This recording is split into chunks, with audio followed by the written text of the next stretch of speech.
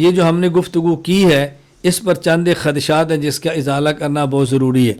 پہلا خدشہ یہ ہے، احناف کی ظاہر الروایت میں سامان تجارت کی قیمت لگانے میں مالک کو اختیار اس وقت دیا گیا تھا جب سامان سونا اور چاندی دونوں کی قیمت کے حساب سے نصاب کو پہنچتا ہو، لیکن اگر ایک کے حساب سے نصاب مکمل ہو اور دوسرے کے حساب سے مکمل نہ ہو تو اسی کے ذریعے قیمت لگانا ضروری ہے جس سے نصاب کی تکمیل ہو۔ اس صورت میں مالک کو اختیار نہ دیا جائے۔ سوال سمجھ آ گیا؟ یعنی ایک آدمی کے پاس سونا نہیں، چاندی نہیں، بلکہ سامان تجارت ہے، تو احناف کی ظاہر و روایت میں کیا ہے کہ چاہے تو سامان تجارت کی قیمت سونے کے برابر لگائے اور چاہے تو چاندی کے برابر لگائے۔ یہ کس وقت تھا؟ یہ اس وقت کی بات ہے جب سامان تجارت دونوں کو پہنچ رہا تھا۔ سونے اور چاندی کا جو نصاب تھا وہ قیمت پہ برابر تھا نا، 7.5 تولہ سونا اور 52.5 تولہ چاندی، چونکہ ان کی قیمت برابر تھی تو مالک کو اختیار تھا کہ سامان تجارت کی قیمت کا چاہے تو چاندی کو بنیاد بنا کر اعتبار کرے اور چاہے تو کیوں، دونوں کی قیمت جو برابر تھی۔ لیکن اگر قیمت برابر نہیں ہے، قیمت میں بہت زیادہ تفاوت ہے، تو پھر تو اختیار نہیں ہے نا۔ آپ پھر بھی کہہ رہے ہیں نہیں چاندی کو نہیں سونے کو بنا لے، آپ کیسے اختیار دے رہے ہیں؟ پھر تو اختیار نہیں ہے، پھر تو اسی کو بنیاد بنائیں گے کہ جس کو بنیاد بنانے سے نصاب بن جاتا ہو، تو ظاہر نصاب تو چاندی پر بن جائے گا نا، تو اختیار تو ختم ہونا چاہیے۔ جواب سمجھیں، ہم نے کہ بات اچھی طرح سمجھیں، یہ جو مالک کو اختیار دینے کا معاملہ نہیں، یہ زکوٰۃ کے معاملے میں ہے، قربانی کے معاملے میں نہیں ہے۔ اگر سونا اور چاندی ان کی مالیت برابر ہے تو مالک کو حق حاصل ہے، چاہے تو سامان تجارت کو سونے کے برابر دے گے، چاہے تو چاندی کے برابر۔ لیکن اگر قیمت میں فرق ہے تو پھر اس کو چاہیے کہ چاندی ہی کو بنیاد بنائے۔ یہ کب ہے؟ جب اس نے زکوٰۃ دینی ہو۔ کیوں؟ تاکہ غریبوں کا فائدہ ہو نا۔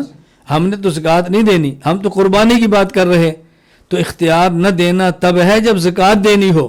ہم اختیار کی بات اس وقت کرتے جب زکوٰۃ نہیں بلکہ قربانی ہے۔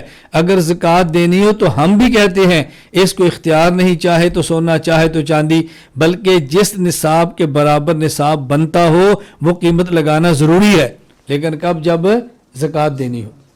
بات سمجھ آ رہی ہے؟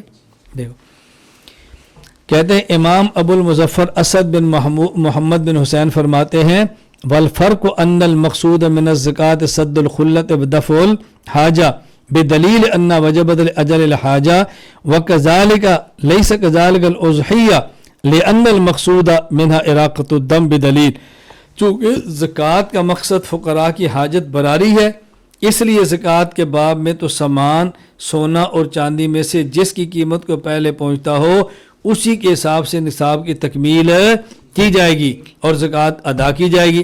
لیکن قربانی میں چونکہ فقراء کی حاجت براری مقصود ہی نہیں، اس لیے مال کے مالک کے لیے ادنیٰ نصاب کی رعایت کو لازم قرار نہیں دیا جا سکتا۔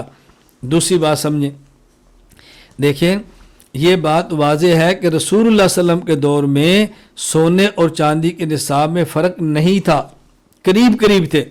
وقت کے ساتھ ساتھ یہ فرق مارز وجود کے اندر آیا۔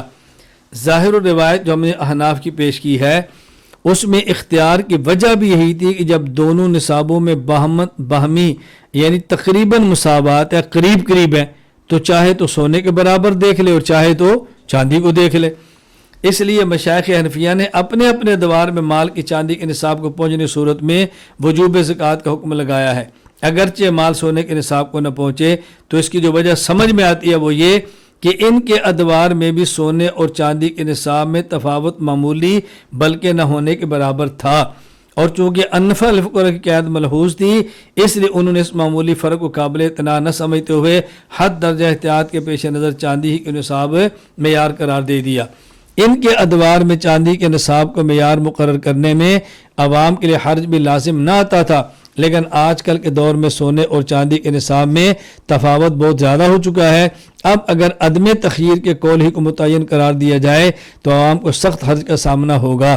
بعض فقہا نے انفع للفقراء کے مقصد کے پیش نظر جو چاندی کا نصاب متعین فرمایا تھا وہ مقصد اب اضر للفقراء بن جائے گا، اس لیے کہ آج کے دور میں سونے کے نصاب کو معیار قرار دینا مشائخ حنفیہ ہی کے مقصود کی ترجمانی اور انفع للفقراء کی تکمیل ہے، ان کے مقاصد ہرگز خروج نہیں ہے۔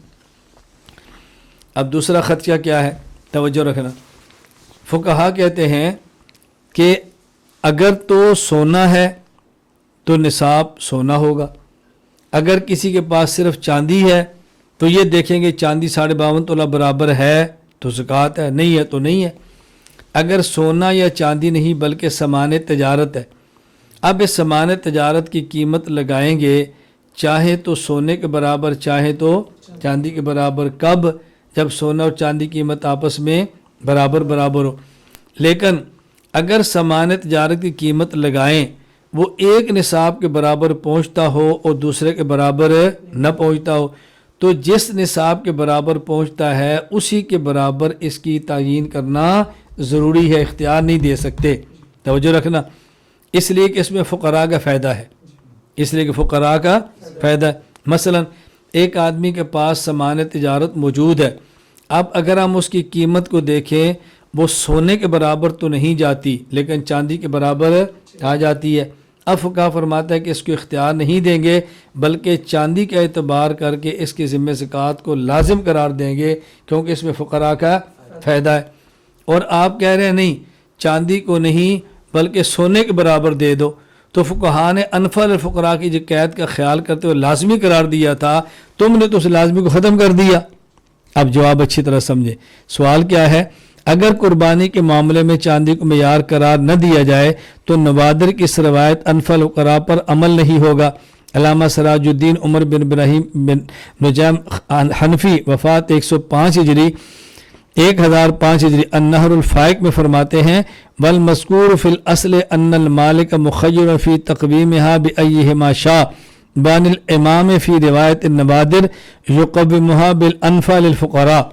انفع للفقراء کی قیمت لگانا ضروری ہے، اور تم نے جب چاندی کو چھوڑ دیا تو تم نے انفع للفقراء کی تو خیال نہ کیا نا۔ جواب، ہم کہتے ہیں بات اس کو اچھی طرح سمجھ لیں، انفع للفقراء کی رعایت کرنا زکوٰۃ کے اندر ہے، اور ہم زکوٰۃ نہیں دے رہے بلکہ ہم قربانی کر رہے ہیں۔ جب آپ چاندی کو نصاب بناؤ گے تو زکوٰتیں زیادہ ہوں گی، فقیروں کا فائدہ ہوگا، چونکہ زکوٰۃ میں مقصود فقیر کی ضرورت پوری کرنا ہے۔ قربانی اگر کوئی بندہ کرے اور کر کے سارا گوشت اپنے پاس رکھ لے تو فقیر کا فائدہ تو نہ ہونا قربانی کرنے سے، فقیر کا کیا فائدہ ہوگا قربانی کرنے سے؟ اس لیے یا تو انفع للفقراء کی بات ہی نہیں ہے۔ دوسری بات، وہی بات، قربانی میں انفع للفقراء مقصود ہی نہیں بلکہ مقصود احراق الدم ہے، خون بہانا ہے۔ اچھا، تیسری بات، ہم کہتے ہیں اگر چاندی کو نصاب کا معیار مقرر کر دیں تو ایسے طبقے پر بھی قربانی واجب آئے گی جو خود فقیر ہے، تو یہ انفع للفقراء نہیں ہوگا بلکہ اضر للفقراء ہو جائے گا، اس لیے یہ کوئی اعتراض بنتا ہی نہیں ہے۔ اللہ تعالیٰ بات سمجھنے کی توفیق عطا فرمائے۔ خلاصہ یہ ہے، اگر کسی کی ملکیت میں 7.5 تولہ سونا ہو تو قربانی واجب ہے، اگر کسی کی ملکیت میں صرف 52.5 تولہ چاندی ہو تب بھی قربانی واجب ہے، اور اگر کسی کی ملکیت میں سونا یا چاندی نہیں بلکہ سامان تجارت، کرنسی اور پیسے ہیں تو اب دیکھیں گے اگر اس کی قیمت 7.5 تولہ سونا کے برابر ہے تو قربانی واجب ہوگی، اگر اس کی قیمت 52.5 تولہ چاندی کے برابر ہے تو اس پر قربانی واجب نہیں ہوگی۔